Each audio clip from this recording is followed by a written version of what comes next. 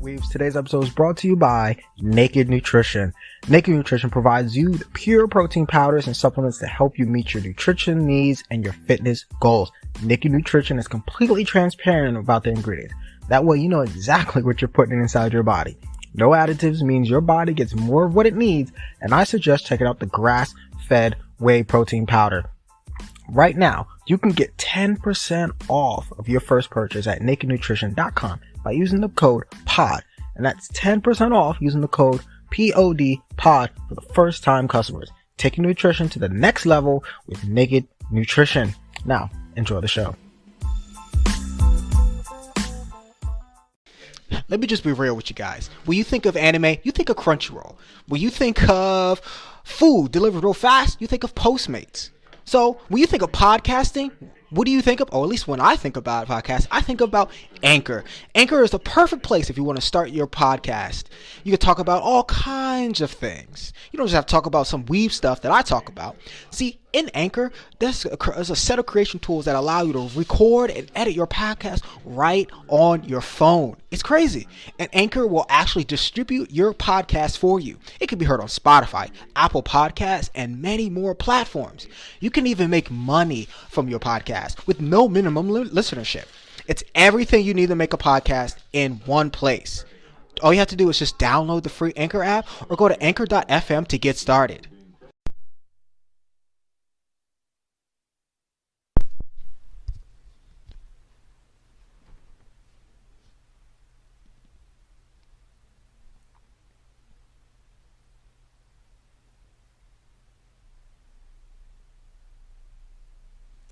Hey, yo, what's up, everybody? Welcome back to another episode of WeebCast, and to a pretty exciting episode for me because I haven't done one of these types of episodes before, but I am excited and I'm pretty confident that I can do it better than your favorite anime website. It's kind of like a list. Now, I should say that this is different from just, like I said, this is different from your typical lists. In the case that this ain't information or stuff that you can just find on Wikipedia or maybe the Code Geass wiki, and it's certainly not one of those videos that you would watch on YouTube, where you would find, stuff that a quick Google search could lend you. And I wanted it to be a little different. I wanted it to be a little more exciting. I wanted it to be better than that because that's what we do at WeebCast. We do it better. Or at least I like to think so.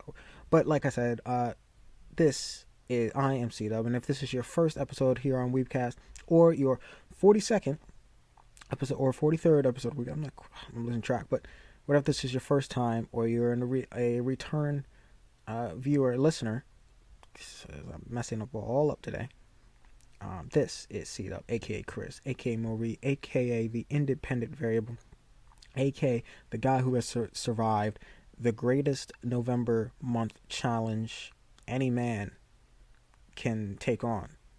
Yes, it's the all water November challenge.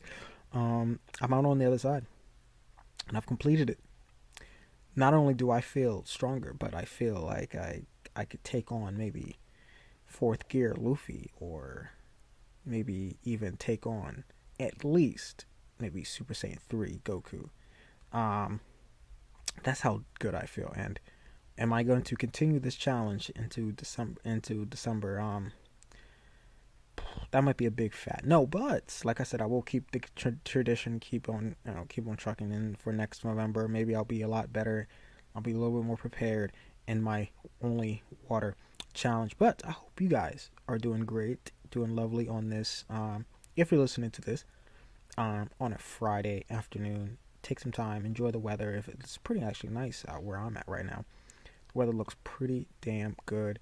And what's better to spend some of that great, lovely sunshine, nice fall breeze, than talk about some anime.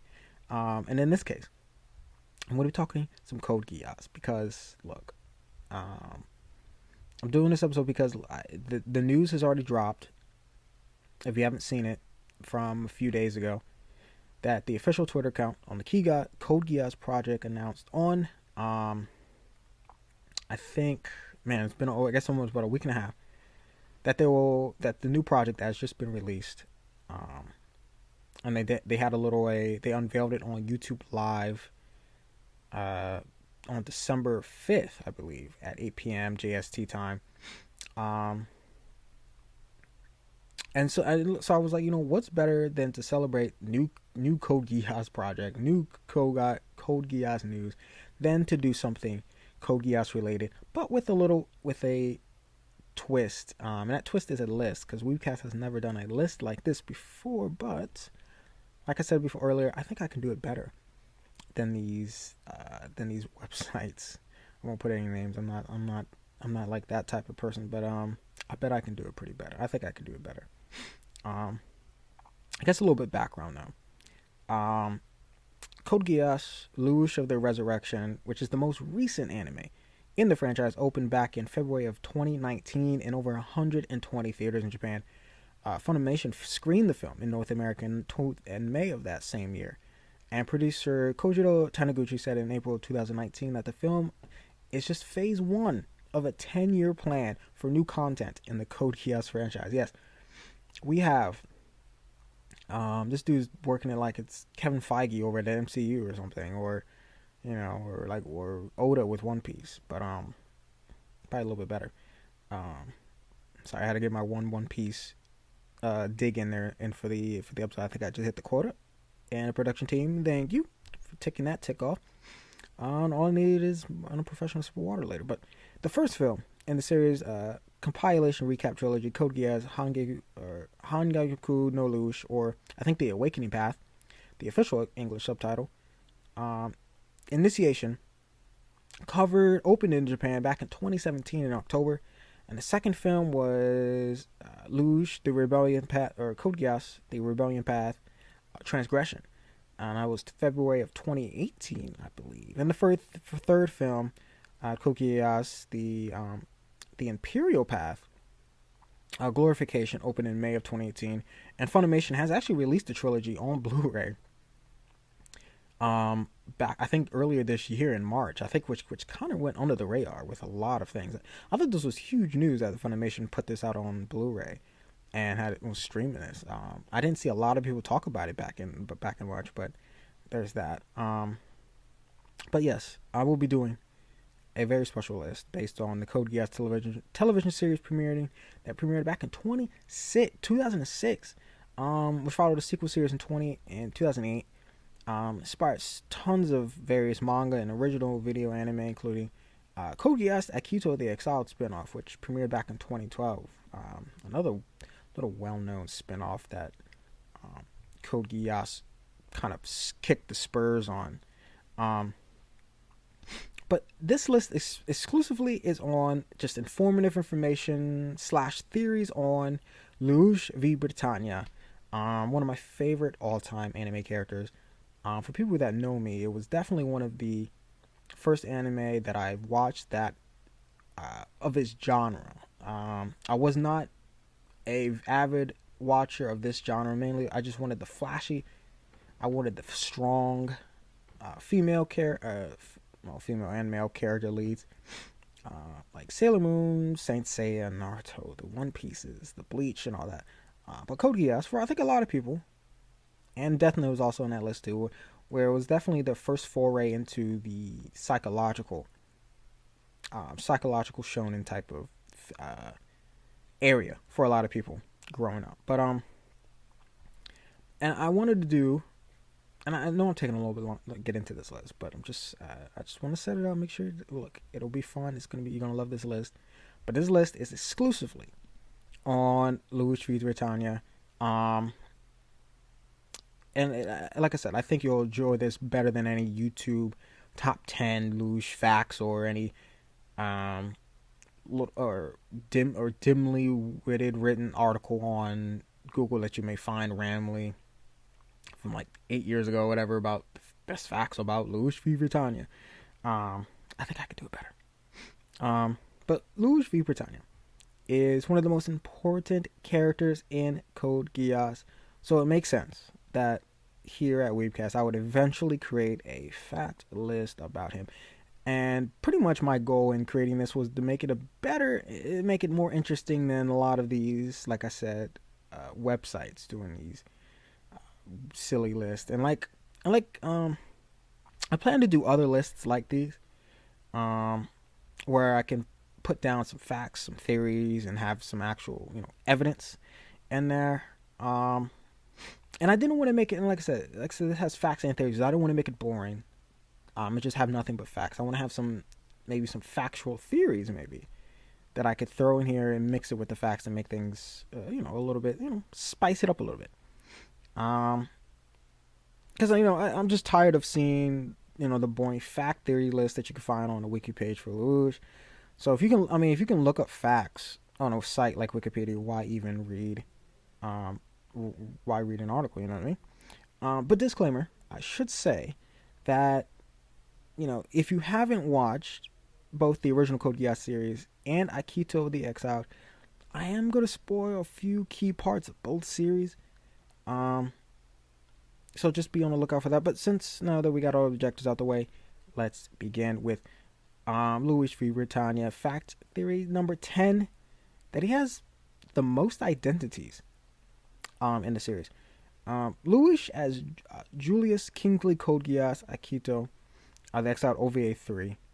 But Lelouch throughout each series had to assume a number of identities. Some were forced upon him, whether it was due to Geass, high school. But what's so interesting about the personalities is the people were fooled into thinking each one was the real Lelouch.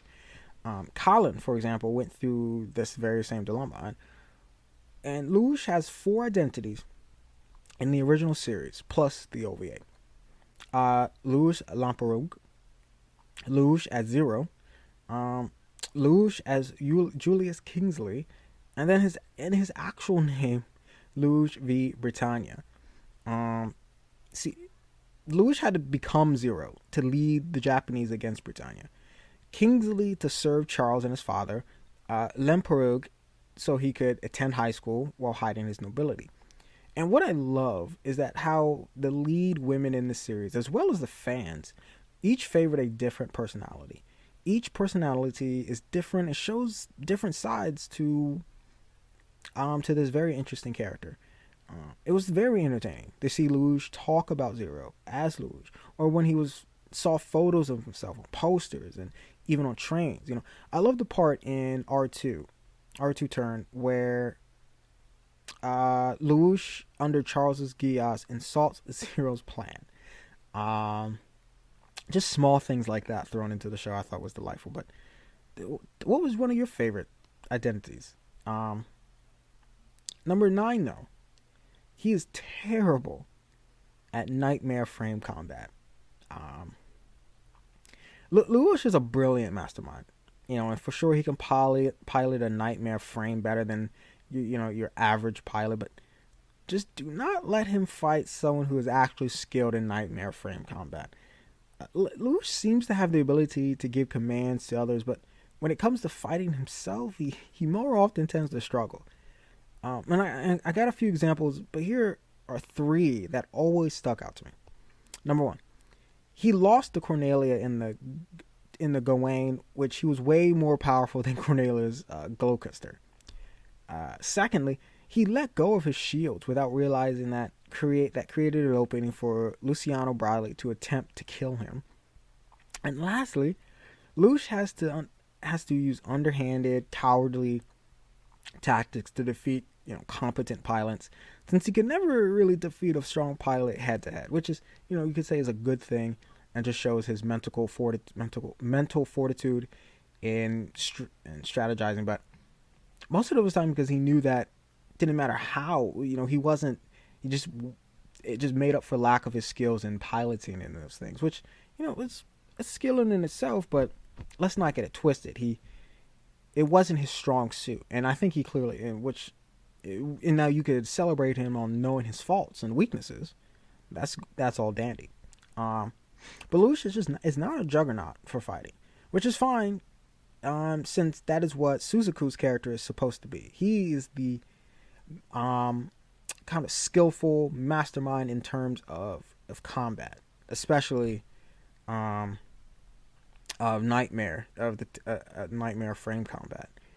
And I like this flaw, as it makes combat situations with Lelouch more interesting, and we know he isn't just gonna bull rush it through with no obstacles, or he's not gonna just tear through the competition like water through a paper bag. And the point stays true to Lelouch's essence as a person, who normally relies on brains over bronze. But moving on to number 8. And one of my more favorite ones on the list is that he never had a claim to the throne by the end of the series. And you're probably asking, what do you mean, Chris? What do you mean by that? Well, I love the scene at the end of R2 Turn 20 where Lelouch comes back to surprise his family, and then he informs them that he killed Charles. It's that famous scene, both dubbed and subbed. Check that scene on YouTube. I'm sure it's on YouTube. Everyone, while in shock, ordered the guards to kill him, only for Suzaku to stop them, allowing Lelouch to use his Geass on everyone to acknowledge him as emperor. And something about this always really bothered me, and it was when Lelouch said, "I am Lelouch, the 99th in the line to the throne of Britannia." The reason why Lelouch in R1 Stage 7 states that he's given up his claim to the throne, which is called abdication. And from the research that I conducted, when someone does this, they can't get their claim back. Correct me if I'm wrong. Scream at me on Twitter or Instagram if I'm wrong. But obviously, Lelouch can use his Geass to become emperor regardless if he had actually had a claim to the throne or not. I just found it very interesting that acts as if he was never abdicated. Maybe he forgot about it. Or maybe he just purposely chose to ignore that he abdicated the throne, but it's okay, because no one else seemed to remember it really either, except diehard Code Geass fans. But on to number 7. He really only accomplished a third of his goals. Lelouch, since the very beginning of Code Geass, he had 3 main goals: destroy Britannia, get revenge for his mother's death, and thirdly, make a kinder world for Nunnally to live in. And there are obviously sub goals under those, but I'm trying to simplify things here. But when you actually really look at the end of the series, how many of these goals does Lelouch actually accomplish? Now keep in mind that I'm aware that his goals changed throughout the series and they evolved, but this is examining the initial reasons why Lelouch started the rebellion in the first place. Lelouch doesn't destroy Britannia. In fact, he ends up ruling it during Zero Requiem. And even after his death, Britannia remains a world power, albeit a force for good. For the second goal, Lelouch does get revenge for his mother's death by killing Vivi, but he did not know that Vivi killed his mother at the time. So, ironically, Lelouch actually kills his own mother when he realized that she never cared about him or Nunnally. So not only does Lelouch not get his vengeance, he did a whole 180 and killed his own mother. Figure that out. And for the last one, Lelouch does make a kinder place for Nunnally to live in. So in the end, Nunnally was really the most important thing to Lelouch, and that's why of the 3 main goals, helping Nunnally was the only one that Lelouch actually accomplished, and the only one that really matters. Now on to number 6. Which I guess this may not, I don't know if this will come to a surprise to anyone, but he is a super genius in more ways than one. He has very many facets to his genius, and how he puts this on exhibition throughout the canon. But I've seen over the years so many critiques on Lelouch, and one of those that he only seems smart because, by contrast, his enemies are really, really dull and dumb. But I'm going to debunk that by going over how brilliant Lelouch actually is. I want you to guys sit down. For my Lelouch haters, there can't be that many out there, right? But all for the Lelouch haters out there, let me debunk this right here for you. I'm about to put down some facts for you real quick. Lelouch can calculate Shinkra's shields, a task that Rolo states to be very difficult. He's able to multitask and run 2 separate organizations at once without any issues or hiccups: the school festival and then the Black Knights. Lelouch is able to hack into almost anything and figure out the inner workings of any machine, and even the wiring of a bomb. Die Hard noted that how Lelouch is able to see the battlefield and conduct strategy in a way no one else has ever done or can. Lelouch is also a brilliant chess player and often beats chess masters for money. One of my favorite ones. He's charismatic and is able to motivate anyone to follow him and fight for him. He can gauge a situation and figure out the best course of action, even when he has to make a split decision. Lelouch can even predict what his opponents will say, which I think was a little quirk of his that people tend to forget about him. He used to finish people's sentences in his head, or sometimes out loud. In addition to being so charismatic, he is probably one of his best skills is one of my favorite things about him is at managing people, and leading more than one organizations at once, concocting different plans from different angles, and also within each of his into his identities and personalities, is what makes this feat alone ridiculous. That he can manage people from different sides, from different walks of life, and have them work under him happily, and knowing that, as if that it'll benefit them in some way, even though it's really just going to benefit Lelouch in the end. Look, and I can go on, but you kind of get the point here. Lelouch's intelligence is impressive, and is really the driving force behind why he succeeds at Zero throughout the series in the first place.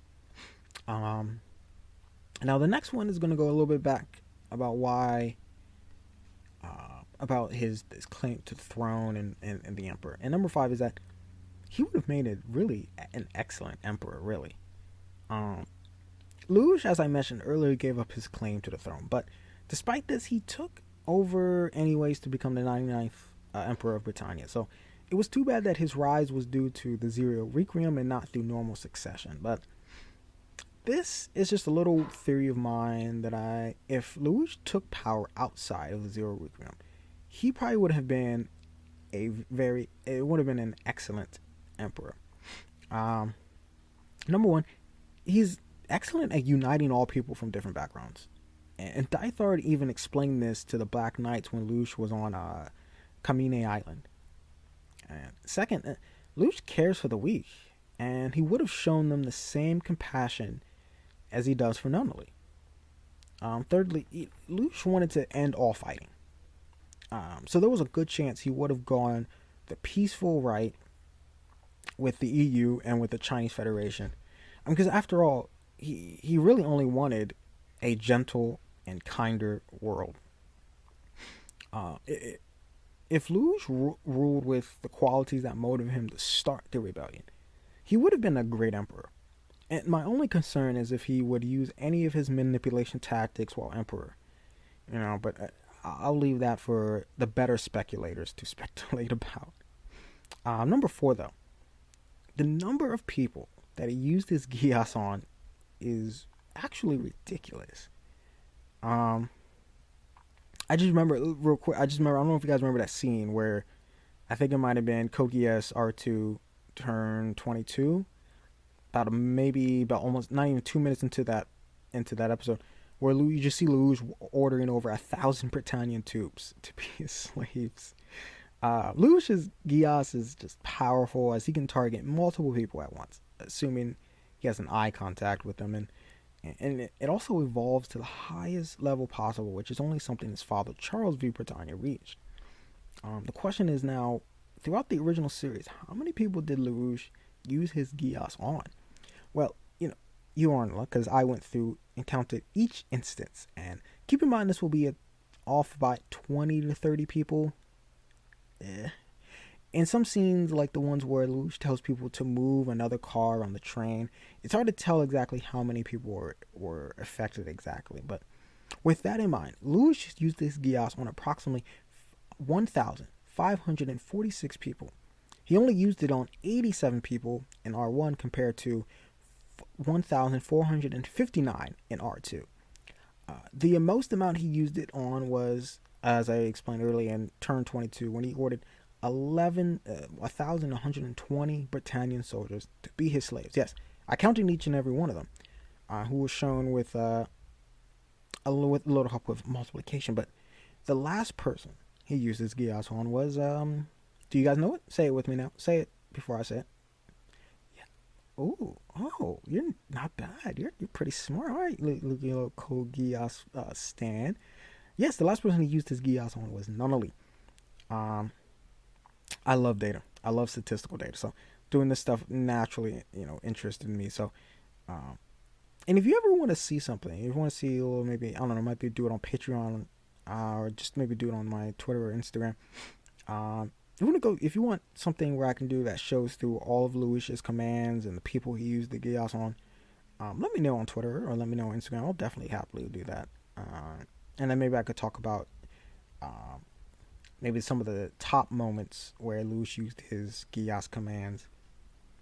But number 3, all the girls at Ashford Academy thinks he's attractive. Now, as a straight man, it's hard for me to understand why girls find him to be so hot. No, actually, I take that back. I understand exactly why he's hot, because I know he's hot. Look, have you seen Lelouch? Have you seen that hair? You've seen those eyes? Well, actually, don't look into his eyes too much, man. You know what the hell he's going to do, but look at him. Tall, handsome, slim. What doesn't he do wrong? He's smart. He's good with money. Now that I think about it, why isn't he mine? All right, moving on. So, but anybody who's listening out there, let me know why you think Lelouch is so attractive, because I know why. But if you have any other reasons, let me know. But regardless of this, Lelouch has to stay clear from a lot of people. Sayako as Lelouch got him on so many dates by simply saying yes to everyone. In that same episode, every girl was trying to grab Lelouch's hat so they would be his girlfriend during Cupid Day. And there was even a scene where 3 high school girls wore basically nothing to try to seduce him. We even see an earlier part in R1 Stage 6, I believe, where Millie offered anyone who caught the cat to get a kiss from someone in the council. And we get that famous scene of several girls hoping it would be from Lelouch. And I always found it odd how Shirley had only had to talk to Colin about if she liked Lelouch when half the school did. I guess she never considered the other ladies to be a legit threat, but Lelouch was truly a lucky guy, even if he never really appreciated it or cared. Number 2, he does die at the end of R2. Now, to some of you probably listening to this, you're probably, I can see it right now. You're rolling your eyes. And quick to think of the new film that just came out. Keep in mind that the movie is from an alternate timeline, and even where Lelouch did not want to come back after Suzuku stabbed him. But the reason I'm putting this up on this list episode of mine is because people that were speculating at the end of R2 if CC was talking about Lelouch or talking to him. We know now from a picture drama and from the author himself that Lelouch did in fact die at the end of R2. This was where this was here more to put to bed the rumor that he might still been alive in the original timeline and original series, but no, he's dead. Number 1 though, he showed more romantic feelings for Cece than Shirley or Colin. Now before you try to crucify me again and get angry, I have talked about on Twitter where I kind of broke down Lelouch's relationship with the main girls from Code Geass months ago. I might have to bring that up on Twitter again, but even in that rambling I was doing, I'm pretty sure I still said that I pretty much proved that he really only loved Cece. Since the main authors never confirmed in the original series that Lelouch loved Cece, this is partially headcanon, but there is still enough evidence in favor of Cece more than the other 2, especially over any other love interests, which is why I lean in this direction. So I just wanted to bring up a short little list of why of my argument why he loves Cece, and here we are. He only really opened to her and showed her his true side. He literally confesses his love to her in R2 turned 23. I'm pretty sure. I think he just straight up says he confessed his love to her in that episode. I mean, what do you think would have happened had Colin had not interrupted that moment? Next, they both share many moments of teasing in the form of flirting. She could challenge him in no way no one else really could. And lastly, he always went to her when he needed comfort. Example, right after using Geass on Euphemia. Also, even after after listening to the episode, and you're still not somehow convinced, I understand. I would love to hear any counterpoints and counter arguments.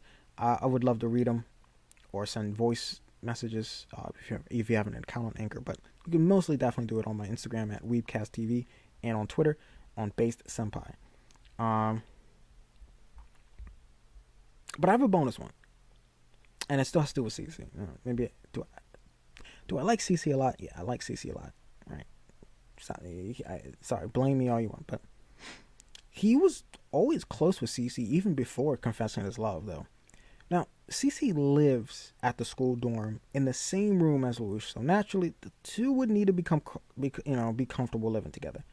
Suffice to say, they become quite comfortable around each other by the end. And Lelouch has seen CC naked at least once. So we know that after he cleaned her room, but CC has shown many times to be very comfortable with changing right in front of him into her undies. There is even a scene in the show where Lelouch is in the same bed as CC. So much for CC saying gentlemen would sleep on the floor. Now I'm going to assume nothing X-rated ever happened while the two shared a bed, but some speculate otherwise. But do you, and I'll do me.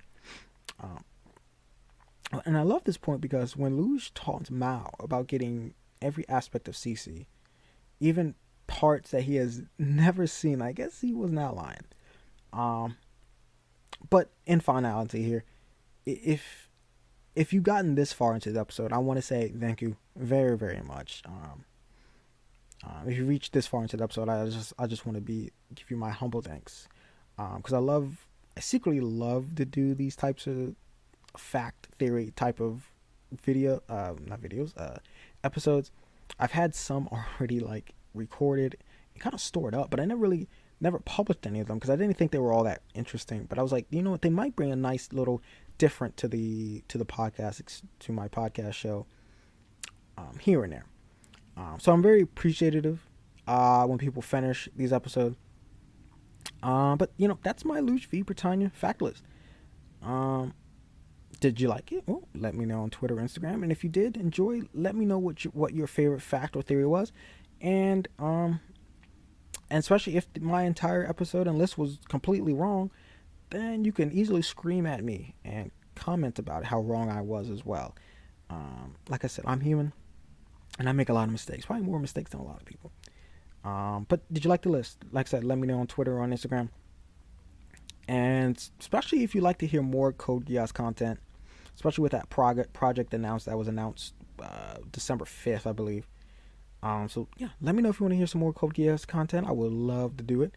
But this has been C-Dub, aka Mori, aka the Independent Variable, aka the man who has Geass in both eyes. And I'm out of 3000. See ya.